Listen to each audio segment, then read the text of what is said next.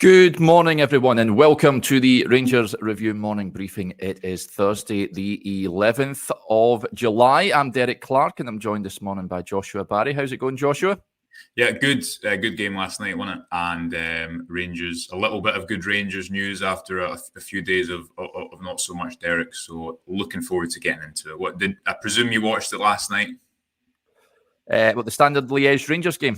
Yeah, well, me and Chris have absolutely milked that joke for about 25 yeah. We were, I don't know if you watched it, but we were saying there's never been a more, if people don't know what we're talking about, I presume they will, but the game was behind closed doors, but a few of the members of the media who were out there could watch it. So it felt like Chris was he was part of a very exclusive pack trying to break the game down minute by minute. Huge pressure on that, but obviously the difficulty for Chris was that it was a 0-0 game in which not much happened. So we were all hanging on his every word about, how did this new signing play and what was different and why wasn't this player in the squad? And obviously it was just a pretty dull encounter that we probably wouldn't have taken much from if it was televised. But we didn't get to see it, so we'll have to wait until Saturday.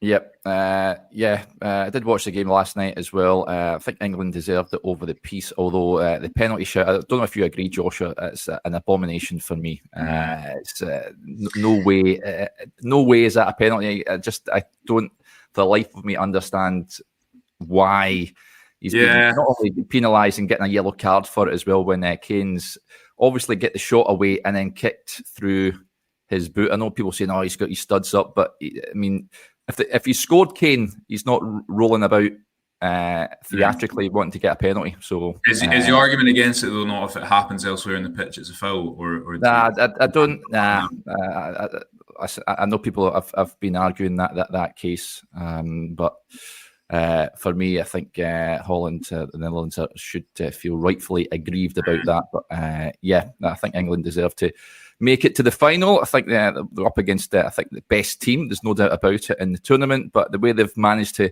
sort of roll the sleeves up and get through rounds, you wouldn't count against them getting a result on Sunday. Looking forward to it. Should be a good one. Let's hope we get a good spectacle as well. And loads of folks saying that Kane was cheating, but there's not many saying that it was a penalty. But there you go.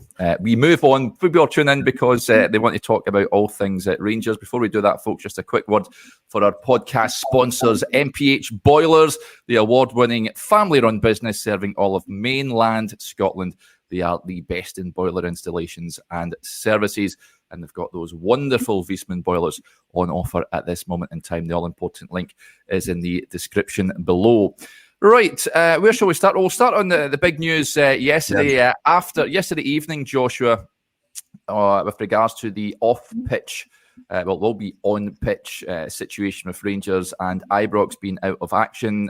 Chris reporting that Rangers closing in on a deal to relocate to Hampden for the start of the domestic and European campaigns. They have been in lengthy discussions with the SFA in recent weeks about using the National Stadium because Ibrox, of course, is out of bounds with the severe delays with the Copeland Road works taking place.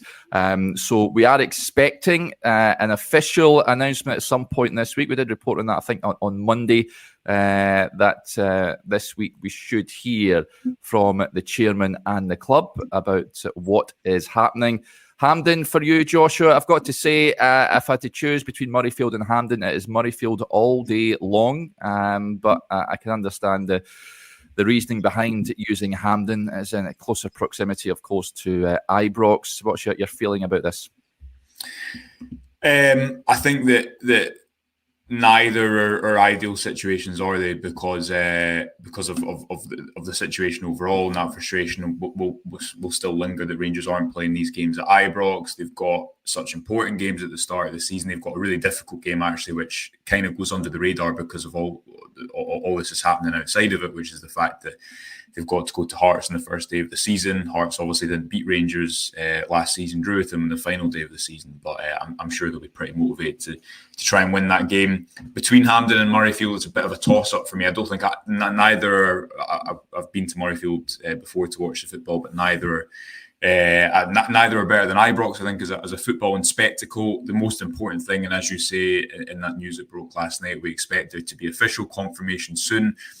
It can't come soon enough because we're already, a month away, or so, less than a month away from the season starting, Derek, around about a month away from the first game happening there.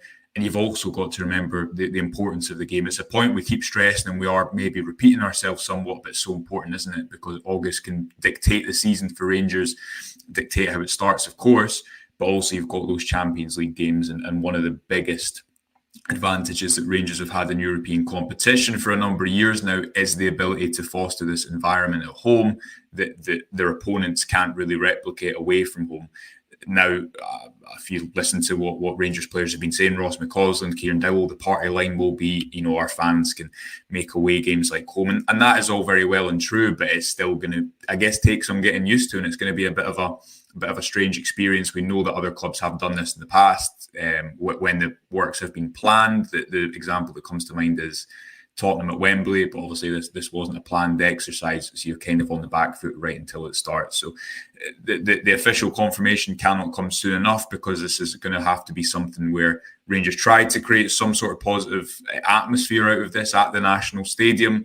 But obviously, it's not an ideal situation in the first place, and the focus has to be, as we keep coming back to, on the football, how Clement's going to improve the squad, the number of new signings that are still needed, what is realistic in terms of turnover between now and the end of the window. And I think that will all be able to take place a little bit more now, or the focus will be a little bit more on that now that Rangers know publicly, and fans hopefully will have that confirmation soon of where they're going to see Rangers play, as soon as next month.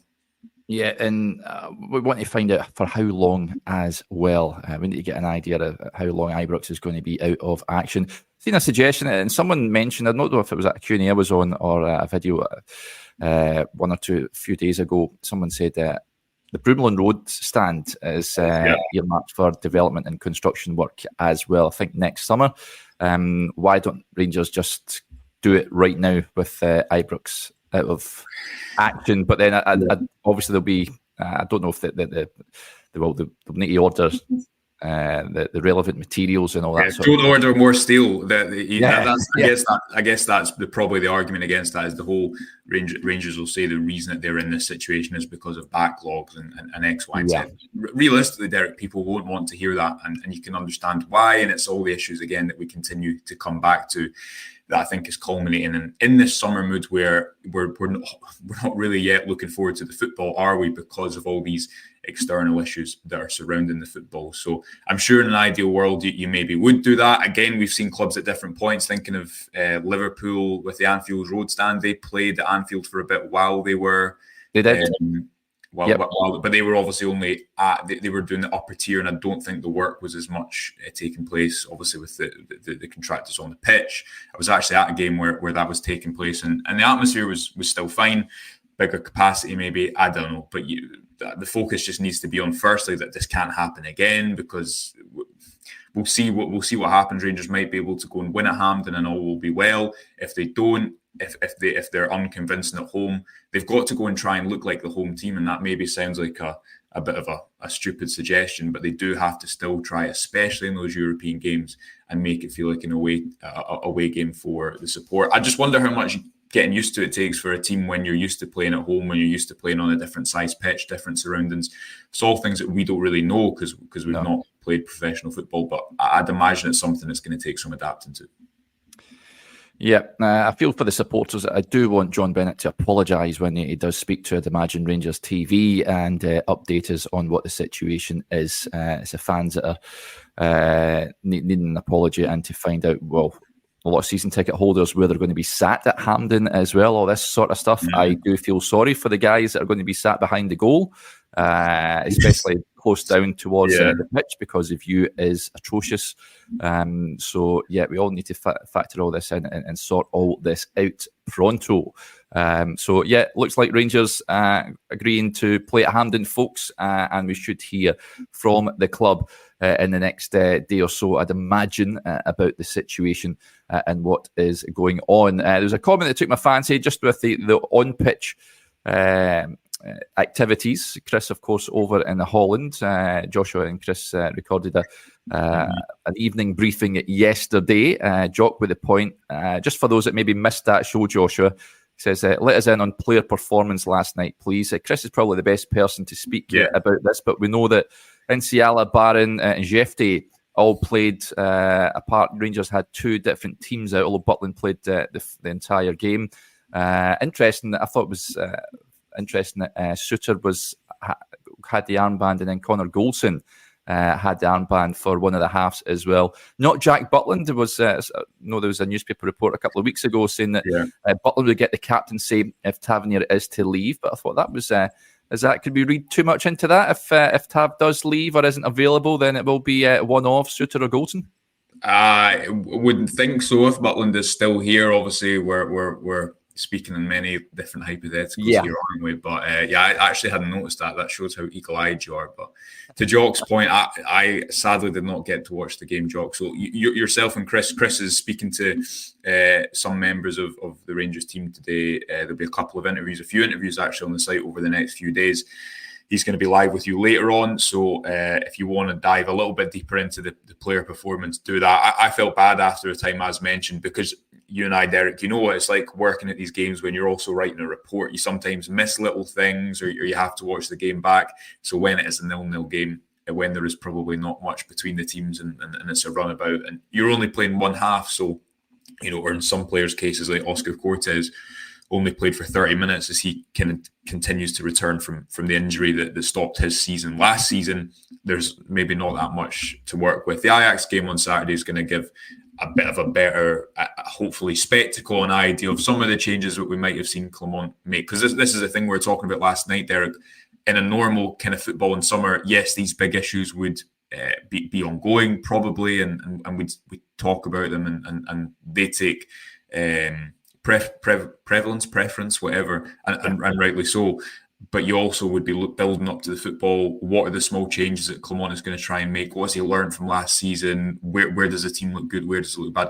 And we're not really getting there yet. And that is where I have some sympathies for Clement, because he's been brought in to be a football manager, and the job at the moment, because of the situation, is a lot bigger, isn't it?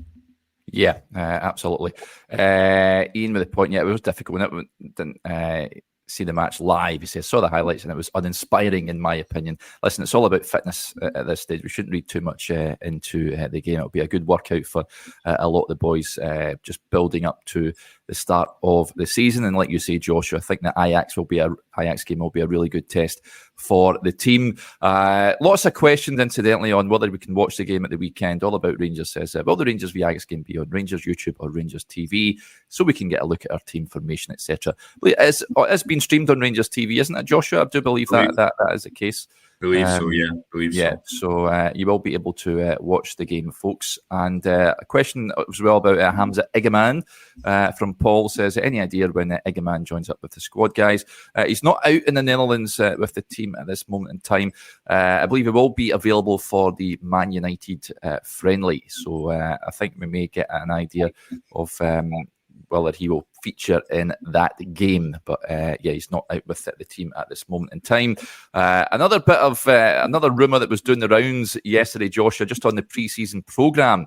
There was a rumour that the Birmingham City game is in doubt. It is on, and the tickets have been sent out to those that applied. I think that you can still put in for a ticket if you wish to go to St Andrews, folks. That game taking place on Wednesday, the 24th of July, the Trevor Francis game. So very much looking forward to that one. But it was a rumour that was quickly quashed as the day went on.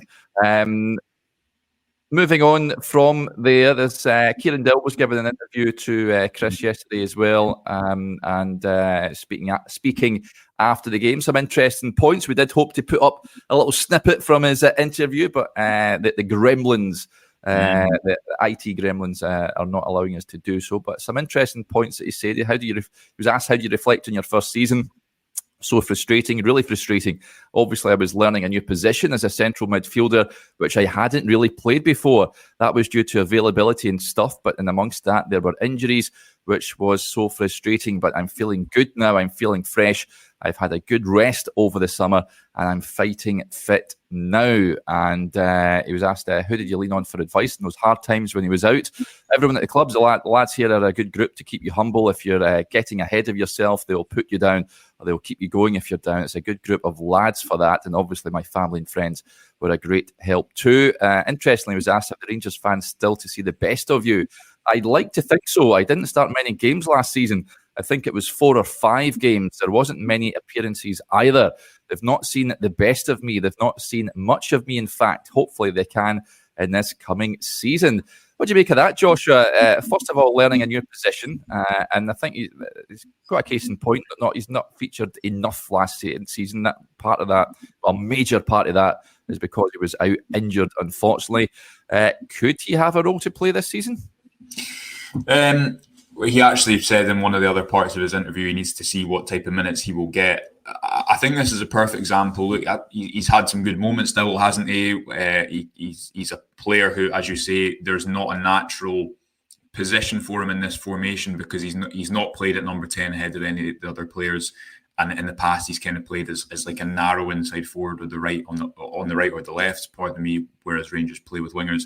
I think Kieran Dowell is, and obviously preface this with saying that he's obviously still 2 years left at the club, 2 years contracted, but he's a perfect example through no fault of his own of why Rangers are where they are recruitment wise. And I'm not speaking about him as an individual, but he said himself in the interview, the manager who signed me obviously was sacked in that October. What Rangers have now, in theory, by changing their transfer model with someone like Niels Koppen, is they should have overhead ahead of the manager because you don't know what can happen with a manager. Now, I think that regardless of the start that Philippe Clement makes, whether there is wobbles, Rangers are going to stick by him because they have to. They can't stay in this perpetual cycle of sacking managers October after October. But you take my point, Derek, that the issue that Rangers have had recruitment-wise is that the people who signed or those responsible for signing Kieran Dowell are now no longer here, but obviously the player is, and what a successful recruitment policy, and this ties in so much to your incomings as well, has to take into consideration is contract management. And obviously we've seen Rangers lose 10, 11 players out of contract, some of which have had much bigger values than others at other points in their Rangers career over the past 2 seasons, but also a number of these situations where Dowell was signed to play in a position and play in a system that is no longer there. So therefore he has to learn a new role. That's why we've seen Tom Lawrence playing slightly deeper as well. This is why I think Clement and Koppen's job is really difficult, because you've got to try and shift out players to make room and get finances to bring others in. But you can't shift out 20 players in one window. It's just, you maybe can, but you're going to be probably the one club in football that manages to do so. And therefore you need Clement with players like Dowell, who hasn't played as a central midfielder before. And I think that Ross County game, which is referenced in the interview, was an example of that, when Rangers needed depth in certain areas of the pitch. Out wide as well, at the end of the season, it really came into focus. So the job has to be rebalancing this window and trying to do as much work as possible, but also changing this recruitment focus going forward, which, to be fair, I think is changing. You're still paying for it though, because of all these players that were signed under a very different style of recruitment last summer, but the contracts still run on. That is why the director of football recruitment, the director of football, whatever you want to brand it, that role of oversight is so important, because these players are given 2, 3, 4, 5 year contracts, but managerial cycles, as we've seen at Rangers over the last few years, can be pretty short. But on Dowell in isolation, I think he'll feel rightly so that he wants to start more than 4 or 5 games to try and show his best form. Does he have a future as being an out-and-out central midfielder in this team? I think we need to see more to be convinced. But we do think that Clement's going to stick with this 4-2-3-1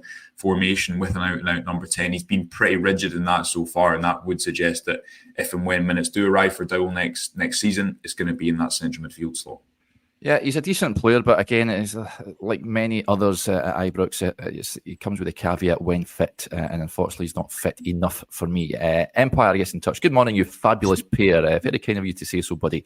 When will Liam Kelly join up with the squad? Would you say that young Divine not going to Holland spells the end of him at Ibrox? Kelly teamed up with the squad yesterday. Yeah, he was in the stands yesterday.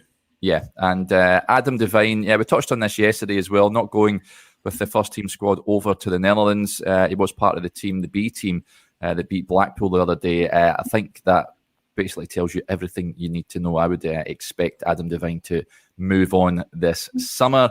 I wish him well wherever he goes, if that is the case. Listen, he might play a part, but not being part of the squad, Joshua, I think was touched on it yesterday. I think I can see him moving on. I think it would be good for him as well. But pretty much like Robbie McCrory, he's at an age now where he has to be playing games. Yeah, listen, I'm going to repeat myself with my last answer, but this is like look at someone like Leon King, and I've made this point before, the whole Leon King, Leon Balogun situation. A couple of years ago, that was his pathway to go and play as a centre-back. Rangers then go and re-sign Balogun, who, don't get me wrong, he was probably Rangers' best centre defender last season, wasn't he? But the point still stands. He had a centre-back who played all these minutes in the Champions League as a young player, and then hasn't really had a pathway as a centre-back because the managers changed, the ideas have changed, etc., etc. Look at someone like Adam Devine, who under Michael Beale, it was Beale's first game, I think, under Hibs, that he played at left-back and did really well, and away at Ross County as well. Then hasn't seen much football. Again, the style of football has changed away from the type of fullback position that was played under Beale.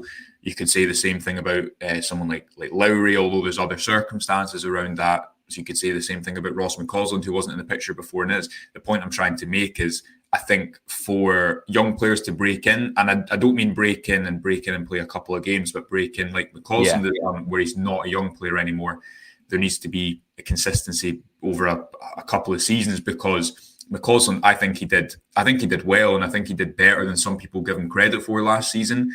But had Rangers had a number of wingers, he probably wouldn't have had that opportunity. He benefited, and to his complete credit, took that opportunity because Rangers didn't really have an out-and-out right winger in the squad. So to the point from the comment, is it time up for Adam Devine at Rangers? We'll have to wait and see. Still trying to seek a little bit of clarification as to the thinking behind why he didn't come out for pre-season, because obviously, as you saw yesterday in the team lineup, Derek, you had Balogun and King playing at right back with Sterling and Tavernier in the stands. The left back position is very much going to be played by a left footer when possible, and Dujon Sterling has filled in there before. But the overall point is, for young players to make that jump to become senior players, there needs to again be consistency over a number of years, and that is something that in the background we've heard Clement talk about before. Only I think consistency kind of above that level is going to allow these young players to actually make it at Rangers over a significant period of time. Yeah, I don't think he's going to be a bona fide Rangers right back going forward. So I think it's probably best that he goes out and becomes a right back for. He could play for me any other Premiership team apart from the other one across the city. I think he would do well at any other team, or even down south. I can see him going to a League One club down in England. I think he would do well there as well. But other bits of information that sort of we'll address. Well, first of all, lots of comments coming in about Lennon Miller. William says, Devine, part of the Miller deal from Motherwell, hopefully. Listen, if Rangers can do a player exchange for Lennon Miller, then I would be all over that. Incidentally, it is a player that Rangers are aware of, and it would be, they should be interested in Lennon Miller. They have watched him. Very much like Connor Barron. These are the sort of guys, Joshua, I'd like to see Rangers bring into the club. We touched on Niels Coppin's Rangers vision yesterday, and he is looking to add that sort of Scottish, some of the best Scottish talent into the squad. So I would very much be all for Lennon Miller arriving at Rangers. I think he's a top player. Yeah, and obviously only 17, isn't he? I believe that one of the, obviously we had those bullet points that came out from the fan advisory board meeting, and the other stuff you hear through conversations. I believe that one of the requirements or ambitions that Rangers now have on a recruitment point of view is to make that a much more regular, I guess, deal to every summer. Ideally, if they can, try and sign one of or the upcoming Scottish talent. So I guess Connor Barron fits into that this summer, doesn't he? It's a deal that makes sense because of where he was at contract-wise. Lennon Miller, clearly, if Lennon Miller was not on one of the many recruitment lists that I know Rangers will have, then someone would be doing their job wrong. But I think that is an area that they need it from a homegrown perspective. It also makes sense. These deals that make sense have not been done consistently enough over the last few years. So I believe that is an area that they're trying to improve, and so a box they want to tick going forward. And I would very much expect that interest in Lennon Miller and the noises around him to persist, not least because it's a deal that would just at some point make sense, Derek, given the fact that he's already an established player in the top division at such a young age, you know. Yep, go and get it done, Rangers. Chris's report yesterday, just on transfers. I know there's a lot of angst from the fan base when they read this, Joshua. He said that, of course, that we mentioned yesterday, Cagliari in Italy were said to be keen on Cyril Dessers. That's been downplayed, and Rangers believe not understood that Rangers do not expect to add to the squad in the coming days. Pretty depressing stuff for fans. We want to see new faces in the door, but again, we touched on it earlier on, Joshua. We need to move, Rangers need to move players out the door, and that's proving a bit difficult at this moment in time. Yeah, and obviously, hypothetically, Derek, if today you were to get the deals done to move Lammers and Dessers out the door, then I'm sure that sentence changes. Yeah. Things can change, but the word was that a new signing will not appear in the next few days. It won't be one that kind of is plucked out of thin air and arrives from nowhere. So, yeah, the days until the new season continue to tick away. Listen, it is important to also give Clement his time to work with players and see what he can get out of this group. But the point is, and I guess that the angst that you're touching upon, and everyone else is sensing that is watching Rangers, people know that more work needs to be done to this squad to ensure that next season is different. And the longer that work does not appear to visibly to have been done, I think that will continue. So we'll see what this week holds. We're going to hear from Philippe Clement at some point today and over the next few days, just to give people a reminder of that. You'll obviously be on live with Chris later today, but all your pre-season content, be that an interview with the manager or some of the players as well, you'll get it on the YouTube page, and you'll also get it on the app as well. So do make sure you're subscribed, because that's where you'll get it first in written format on the website and the app. As you can see in the ticker below, I think it's £4 for 4 months at the moment. And Clement, there's a lot of questions to ask, isn't there, Derek? Be it transfer business, be it external noise, be it the fact that fitness was and injuries was something he said he really would talk about when last season was done. And it'll also be interesting to hear what his vision is footballing wise, because as I keep coming back to, that is something that will be pushed back and back until all these other issues that continue to ruminate around are seen to have been dealt with somewhat. Yeah, really looking forward to that interview with Philippe Clement. I'll be with you at some point today, folks. Something to look forward to. Just on the issue of transfers, Paul Murphy says, downplayed, not denied, which is a minor positive. I'm thinking now of the Dumb and Dumber scene. So you're saying there's a chance from Paul. And Gaz, not messing about. Chris ruined my day yesterday with that quote. You're not alone, Gaz. But downplayed, not denied. So, maybe, perhaps there may be a chance. We'll wrap up. Albion Rrahmani, one player that has been linked to Rangers, has been speaking about the transfer interest in him. He said, speaking to, I think, a publication over in Romania, he says, I'm here, I'm focused 100%, and I will fight for this team until the end. I will fight for the fans, for them to support us unconditionally. The new players are very good. We have a strong team now. Mr. Lennon is a very good coach with a very good game philosophy, which will help us to be better and better. And he says, I hope to reach the top 5 leagues in Europe. If a team offers something interesting for the club, I will talk to Mr. Suku, who is the Rapid Bucharest owner. And if the offer is also in the interest of the club, I will make a choice. For now, I'm a Rapid player, and I will give 100% for the team. So that is what he's had to say. Didn't expect him to say, I want to leave. He has been a player that has been linked with Rangers. Now, this player has been linked to several clubs across Europe. I can understand him wanting to play in one of the top 5 leagues in Europe, Joshua. Whether it materialises or not, who knows? I think, again, Cyril Dessers has to move out the door before Rangers, I would imagine, bring someone else in. Yeah, you'd imagine so. Is it Rrahmani? Am I pronouncing that right? Rrahmani. Rrahmani, there we are. He is a lot of interest from him around Europe. I believe that the fee that Rapid were looking for was north of 5 million. There was a belief within his party that maybe the right offer could get that down. But if you're looking at it from a Rangers point of view, that is quite a significant outlay, isn't it? There was some reports from I think Rrahmani's home country that the Rangers have met the club, or sorry, the players' representatives at one of these, the latest transfer room, which I think was in Cancun. Mexico. I'm told that they didn't meet there. I think Rangers are one of many clubs who are interested in the player, as they will be with a number of players across European and world football at the moment. But the price that Rapid would want, and the fact that there are a lot of clubs in top 5 leagues interested, obviously is a bit of a sticking point, and not least the fact that, listen, Derek, if you go and get 4 million, 4.5 million for Cyril Dessers, we've discussed this already, haven't we? His age, the goals he scored last season, X, Y, and Z.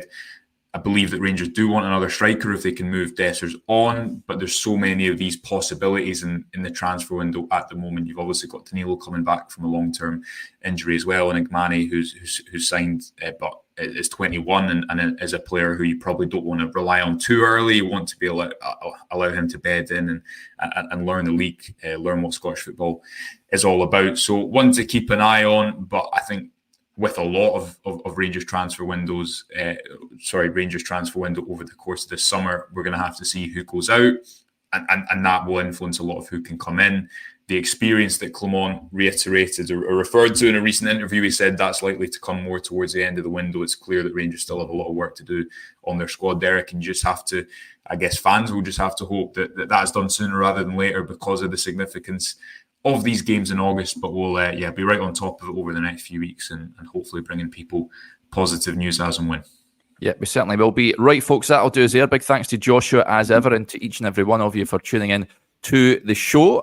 We will be back later on, as we touched on, myself and Chris over there, covering the Rangers Media Day that they're having today. So you'll be busy speaking to the manager and perhaps a player or two as well. So we'll bring you all the latest from the Netherlands later on today, and we'll speak to you later on, folks. Bye for now.